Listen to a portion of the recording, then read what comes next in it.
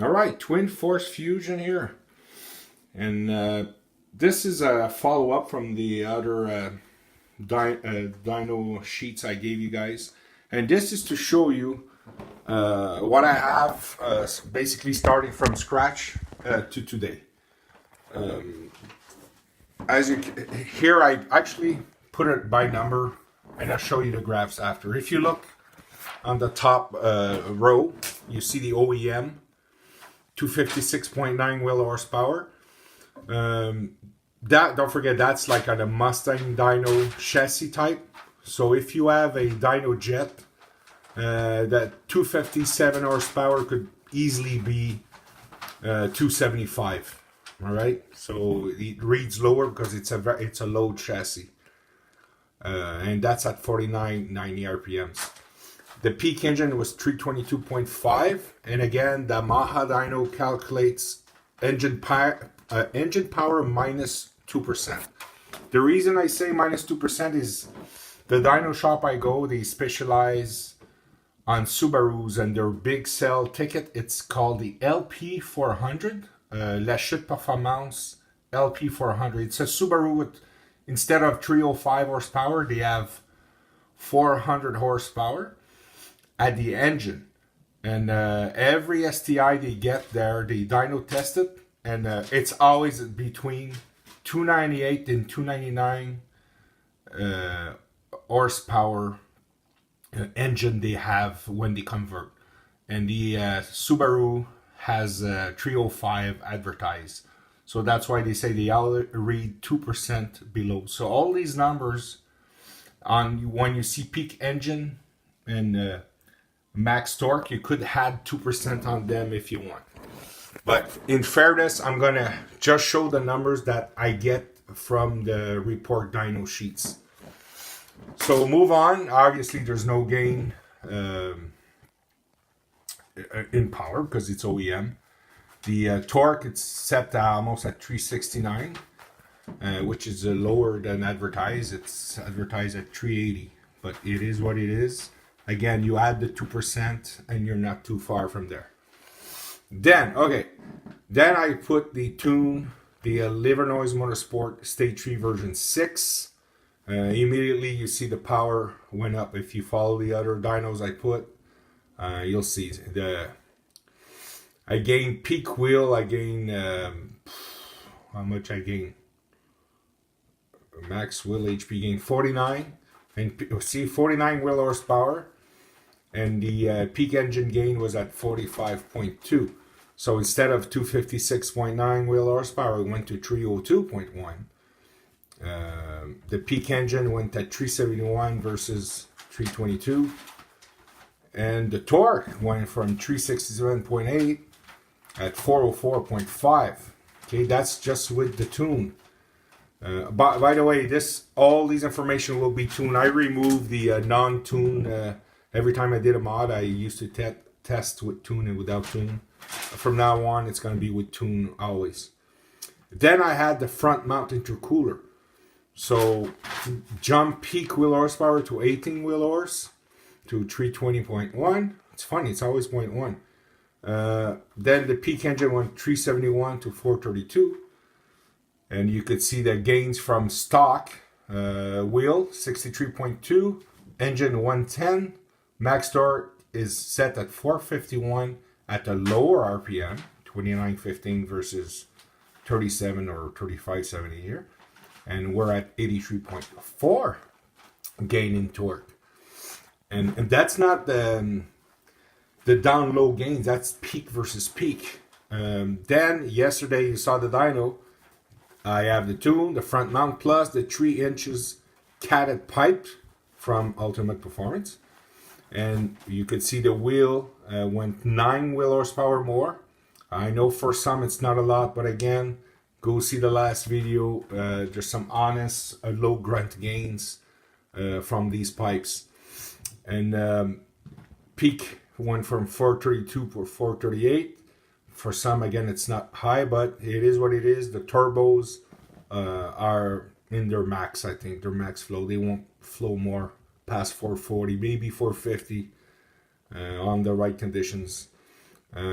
So again, from stock with Downpipes, Intercooler, and obviously the BBK throttle body and tune, we're at 72.2 horse on the wheel. On the engine, we're talking about 116.2. These are amazing. I'll show you in the graph in a few seconds. Max torque 468 now, and again RPM getting lower at 2705, and we just surpassed 100 torque, so 100.2 torque peak versus peak. Now let me show you concretely what it is. Let me start with the torque, because torque is king. So here you have, when I say peak versus peak, this is what it is. We have 100 horsepower, torque, more. But if you look between 22 to 20, I don't know, 24 or whatever, man, we're talking about, if you want to count with me, if you look just this curve here, we'll start here. 2, 4, 6, 8, 100, 120, 140, 160, 180, 200, 220, 230 pounds of torque more. Here somewhere it's 260 I did. So you're looking between 230 and 260 torque more on the low side. Like seriously, it's crazy. And if you want to look towards the red line, let's count together. So 2, 4, 6, 8, 100, 120, 130-ish, 135-ish, 130-ish, 125-ish torque more towards the red line. When I tell you it pulls, it freaking pulls. Okay, let's move on to the horsepower. The gains are obviously less impressive, but still, just bear with me, you'll understand. So obviously all the yellow is the gains, and the maximum gains it's like 6,000 if you look at it. So let's count. We won't do the fraction first. So 2, 4, 6, 8, 100, 120. That's a good solid plus 15. So 135 and another plus 15-ish. So 135, 45, 150 horsepower more at 6,000 RPM. So that's where you're going to get your miles an hour. But even down low here, you get some honest, solid gains. So 2, 4, 6, 8, 100, 110-ish, 120-ish, 110-ish horsepower more on down low. And here, if you notice, you have like a zone. It's a little darker yellow in here. And this side here, and this side here. This is easy. This line here, see this line here? That's the OEM engine horsepower. And this line here, it's the new wheel horsepower. You can see the wheel horsepower right now surpassed the engine OEM horsepower. This is the factory OEM wheel horsepower. You could see that from what we have today from now, it's night and day. And again, these pipes just added more to what I had already. And for your info, might as well tell you right now, I just 10 minutes ago I was on the phone with Mathieu Côté. He's a guy that works for Stida Canada, and I just ordered the MRT catback exhaust. I may modify it a bit, but at first I'll install it as is with the OEM resonator. So he told me anywhere between 7, a good honest 7 work days before I get it delivered at the house. So more videos for you guys, more dynos.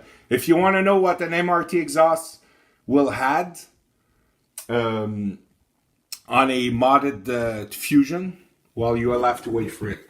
But again, I still hold my ground here. I think we reach max velocity on the stock turbos, but I strongly believe there's some gains to be gained on the mid-range with the MRT exhaust. So cheers, and I hope this will satisfy your info thirst. Cheers, bye.